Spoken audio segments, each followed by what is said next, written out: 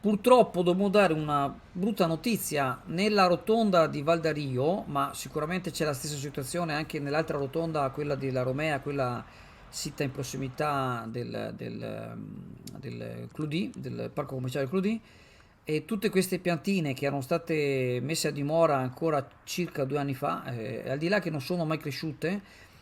e anche se comunque noi abbiamo notato, abbiamo anche delle riprese adesso per sintesi non le andiamo a tirare fuori, ma che gli addetti sono andati proprio anche d'estate col caldo che c'era a dare acqua, ma purtroppo la maggior parte delle piantine sono morte, sono secche, morte, ce ne sono pochissime che sono sopravvissute,